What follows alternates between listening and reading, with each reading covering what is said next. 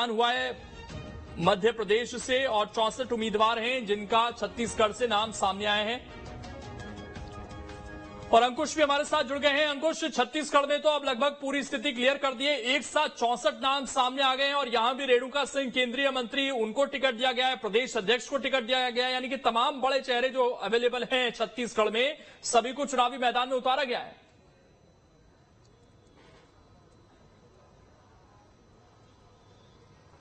जी हाँ, बिल्कुल। और एक बार फिर से गौर करने वाली बात यह है कि अभी कुछ ही समय पहले भारतीय जनता पार्टी की एक संभावित प्रत्याशियों की सूची वायरल हुई थी और उस सूची को, और अगर इस आधिकारिक सूची को अगर मिलाया जाए तो एक भी नाम इधर का उधर नहीं है।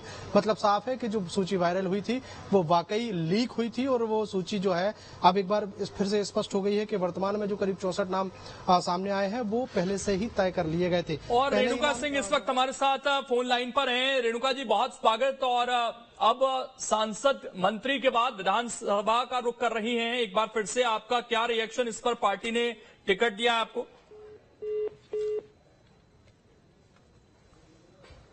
लगता है आवाज नहीं पहुंच पा रही, दोबारा से हम कनेक्ट करने की कोशिश करते हैं। अंकुश, अपनी बात पूरी कीजिए आप।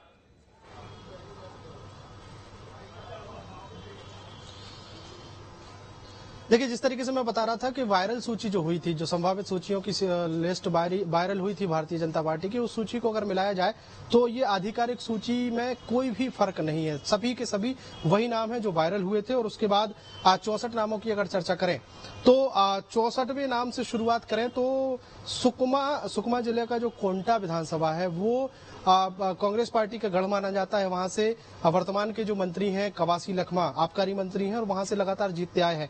उनको टक्कर देते हुए नजर आएंगे सोयम मुक्का का नाम जो है भारतीय जनता पार्टी ने फाइनल कर दिया है। बीजापुर विधानसभा, जहां से पूर्व मंत्री महेश गागड़ा आते हैं, महेश गागड़ा एक बार फिर से भारतीय जनता पार्टी की तरफ से चुनावी मैदान में है। दंतेवाड़ा से चेतराम आरामी और चित्रकूट से विनायक गोयल।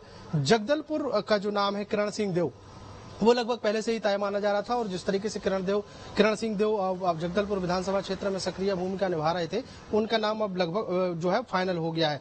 इसके अलावा नारायणपुर से अगर बात करें तो केदार कश्यप, छत्तीसगढ़ सरकार में 15 सालों तक मंत्री रहे, शिक्षा मंत्री रहे। केदार कश्यप को एक बार फिर से भारतीय जनता पार्टी ने मैदान में उतारा है और अब वो नारायणपुर से चुनाव लड़ते हुए नजर आएंगे। कोंडागांव की अगर बात करें तो लता उसेंडी भी वो जाना माना चेहरा है भारतीय जनता पार्टी की। मतलब छत्तीसगढ़ में भारतीय जनता पार्टी की सरकार में मंत्री भी रह चुकी हैं, वो एक बार फिर से चुनावी मैदान में होंगे। केशकाल में थोड़ा सा नाम चौंकाने वाला है क्योंकि केशकाल में अनुसूचित जनजाति सीट आरक्षित है और अब यहां से नीलकंठ टेकाम को भारतीय जनता पार्टी ने अपना चुनावी प्रत्याशी बनाया। और नीलकंठ टेकाम जो है पूर्व IAS हैं, कलेक्टर रह चुके हैं, कई जगह SDM रह चुके हैं। मध्य प्रदेश छत्तीसगढ़ में सेवाएं देने के बाद अभी कुछ ही समय पहले, मतलब 4 से 5 महीने पहले ही उन्होंने भारतीय जनता पार्टी में प्रवेश किया है।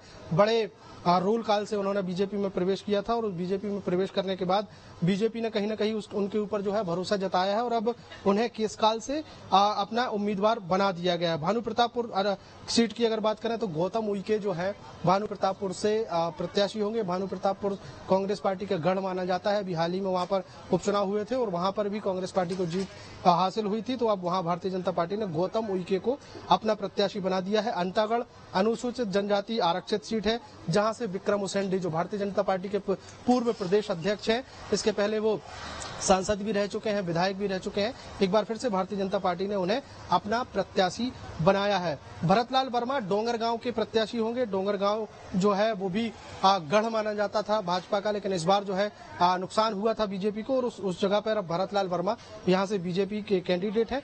राजनांदगांव सीट जो सबसे खास सीट मानी जाती है छत्तीसगढ़ की, वहां से पूर्व मुख्यमंत्री डॉक्टर रमन सिंह लगातार चुनाव जीतते आए हैं और एक बार फिर से भारतीय जनता पार्टी ने उनके ऊपर भरोसा जताया। रमन सिंह जो है राजनांदगांव से चुनाव लड़ते हुए नजर आएंगे।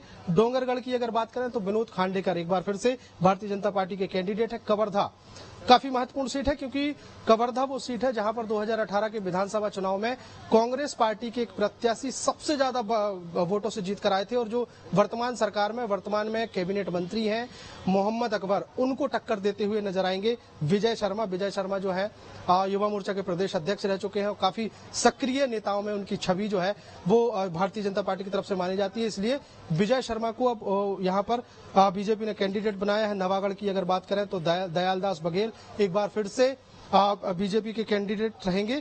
दयालदास बघेल की अगर बात करें तो नवागढ़ जो है अनुसूचित जाति आरक्षित सीट है, और एक थोड़ा सा मैं कंफ्यूज हूं क्योंकि वर्तमान के जो विधायक हैं नवागढ़ से उनका नाम भी दयालदास बघेल है, तो क्या भारतीय जनता पार्टी ने उनको टिकट दे दिया, ये थोड़ा सा कंफ्यूजन है जिसको दूर करना होगा।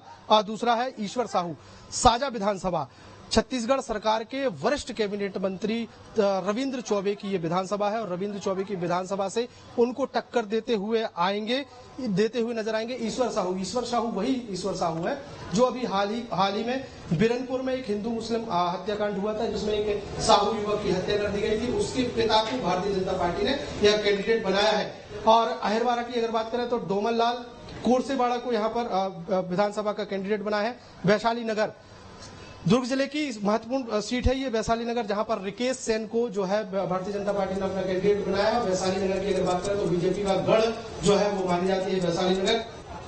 भिलाई नगर की अगर बात करें तो पूर्व कैबिनेट मंत्री भारतीय जनता पार्टी मैं लौट रहा हूं अंकुश, इस वक्त भोपाल में प्रेस कॉन्फ्रेंस हो रही है, उसका भी